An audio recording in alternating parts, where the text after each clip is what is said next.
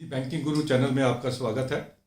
आज जो हम अपना वीडियो लेके आ रहे हैं वो बैड बैंक यानी कि एसेट रिकंस्ट्रक्शन कंपनी के बारे में है, जिसके बारे में आज our finance minister madam Nirmala Sitharaman ने अनाउंसमेंट की है। हमने अपनी पहली वीडियो में भी एक बारी अनाउंस किया था कि बैड बैंक लाना गवर्नमेंट के लिए एक फाइनेंशियल कंपल्शन है और ये कोई पॉलिटिकल डिसीजन नहीं है।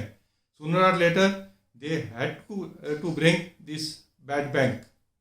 हम उसमें देखते हैं कि ऐसा क्यों है, क्योंकि तकरीबन 30 लाख से 40 लाख करोड़ के बैंकों के एनपीए हैं। उसके ऊपर फर्दर कोविड की वजह से जो मोरेटोरियम केसेस में दिया हुआ है और रीस्ट्रक्चरिंग की हुई है, उसकी वजह से भी एनपीए अगले 2 साल में और बढ़ने वाले हैं। कई बैंकों के तो एनपीए 20% तक चले जाएंगे। उन सबको प्रोवाइड फॉर करके फर्दर कैपिटल की ज़रूरत है। तकरीबन 1 लाख करोड़ का कैपिटल इन्फ्यूजन हर साल पीएसयू बैंक्स के लिए चाहिए और ये गवर्नमेंट इतना पैसा अपने बजट में प्रोवाइड नहीं कर सकती है। आपने देखा होगा इस बजट में सिर्फ 20,000 करोड़ का कैपिटल इन्फ्यूजन की ही बात की गई है। इन सब चीज़ों को देखते हुए दी बैड बैंक का कॉन्सेप्ट आना लाजमी था, उसके अलावा कोई चारा नहीं था गवर्नमेंट के पास। नो फर्स्ट अंडरस्टैंड कि एनपीएस अभी तक बैंक कैसे मैनेज करते थे। अगर कुछ साल हम पहले की बात करें, जब एनपीए काफ़ी कम हुआ करते थे, तो at the branch level itself branches he NPS को रिकवर करती थी, कस्टमर से उसको एनपीएस को रिकवर करती थी, ब्रांच स्टाफ ही इसको रिकवर करता था। जब कुछ और एनपीए बढ़ने शुरू हुए तो बैंकों ने अपनी स्पेशलाइज्ड ब्रांचेस बनानी शुरू कर दी डिफरेंट सेंटर्स पे जहाँ एनपीए ज़्यादा थे। वहाँ पर स्पेशलाइज्ड स्टाफ बिठाना शुरू कर दिया और उनका काम सिर्फ एनपीएस को रिकवर करना होता था। कुछ बड़े बड़े अकाउंट फर्दर जब और ज़्यादा एनपीए हो गए तो there came the asset reconstruction companies. उन्होंने बैंकों के बैड लोन्स एनपीएस को टेक ओवर करके उसको आगे सेल करके एनपीए को मैनेज करना शुरू किया। लेकिन वो कंपनीज भी इतनी ज़्यादा सक्सेसफुल नहीं रही, क्योंकि वो प्राइवेट सेक्टर की कंपनीज थी। उनकी अपनी लिमिटेशंस थी, फाइनेंशियल लिमिटेशंस थी, स्टाफ की लिमिटेशंस, उनकी अपनी स्टाफ की लिमिटेशंस हुआ करती थी। That is why now the government has come with a idea of a asset reconstruction company और we can say asset reconstruction bank, which is in the common parlance is called the bad bank. Now the details are still awaited from the fine print कि कैसे होगा, क्या funds कहाँ से आएंगे, इसकी execution कैसे होगी। But let us understand through this video the concept of a bad bank. हम देखते हैं कि बैंकों के एनपीए प्रॉपरली रिकवर क्यों नहीं हो पाते। सबसे पहले तो the fear of staff accountability in the minds of the management, in the mind of the operating people जो इन एनपीएस को हैंडल करते हैं। अगर वो कंप्रोमाइज़ करना चाहते हैं या उसको एसेट रिकंस्ट्रक्शन कंपनी को हेयर कट लेके बेचना चाहते हैं, तो एक फियर फैक्टर उनके मन में रहता है कि दी 3 C's उनके ऊपर नज़र गड़ाए हुए हैं। तो any bad financial decision will be seen as a negative in their career. दूसरा, बड़े बड़े अकाउंट्स एनपीए होने से बैंकों के पास वो स्पेशलाइजेशन या वो स्पेशलिस्ट नहीं थे जो इस चीज़ को अप्रिशिएट कर पाएँ, उस चीज़ को एनालाइज कर पाएँ कि कौन से प्रोजेक्ट जो एनपीए हुए हैं उनमें वायबल हैं फंड्स इन्फ्यूजन के बाद, और कौन से project even after funds infusion और टेक्नोलॉजी इन्फ्यूजन भी नॉन वायबल ही रहेंगे। तो उसके लिए स्पेशलिस्ट की ज़रूरत थी जो बैंकों के पास नहीं थे। उसकी वजह से बैंक वायबल प्रोजेक्ट्स की रीस्ट्रक्चरिंग, रिकंस्ट्रक्शन अप्रिशिएट नहीं कर पाते थे और उसको एक पॉजिटिव वे में नहीं ले पाते थे। एनपीए होने के बाद रिक्वायर्ड फाइनेंशियल सपोर्ट भी उनको नहीं दे पाते थे। Then the legal system, specialist are required, चाहे वो सरफेसी एक्ट हो, चाहे इंसॉल्वेंसी एक्ट हो, चाहे सीडीआर हो। इन सब के लिए इसको डील करने के लिए, हैंडल करने के लिए the specialist are required, which the banks have to outsource and they were not able to get that type of help from all these acts।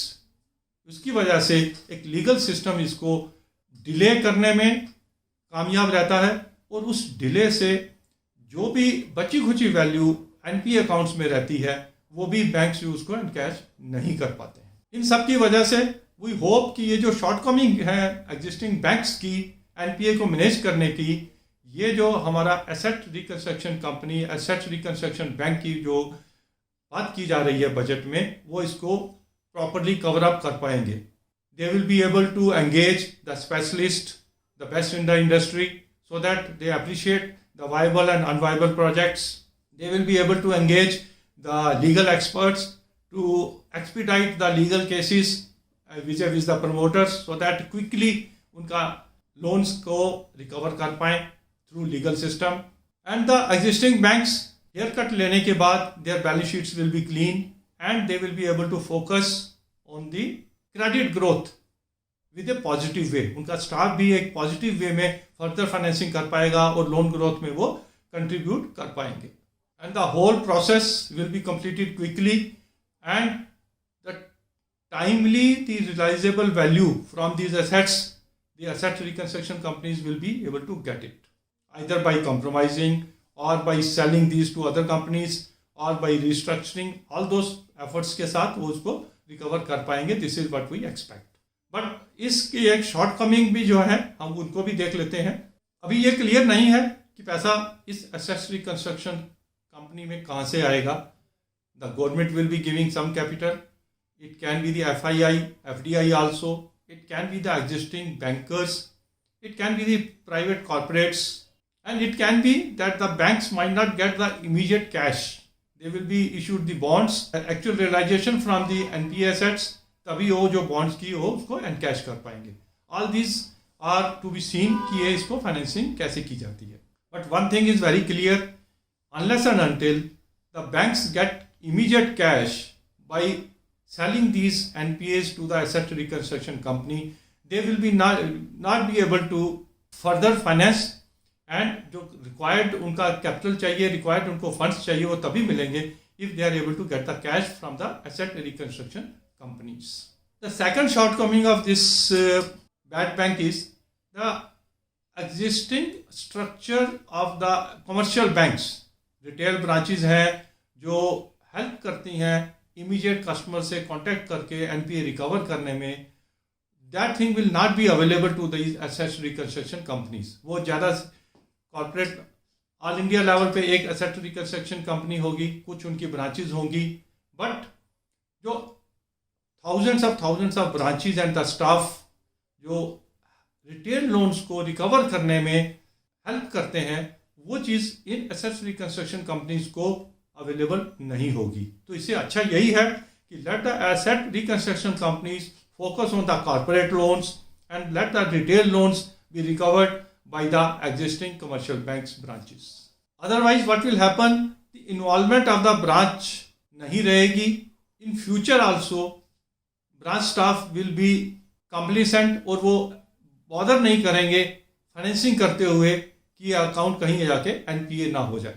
As on date, bad bank is a good idea provided the banks get the funds for further financing and their balance sheets are clean.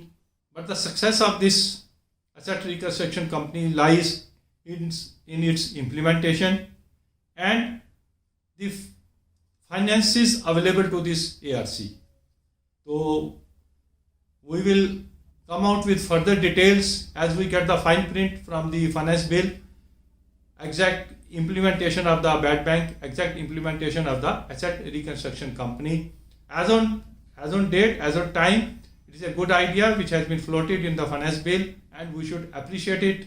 And the stock market has already started positively on this idea and बैंकों के shares already बढ़ने शुरू हो गए हैं क्योंकि the public is feeling कि bad banks आने से existing commercial banks के bad loans हट जाएंगे उनकी balance sheet से, their balance sheets will be strong and they will be able to show good results.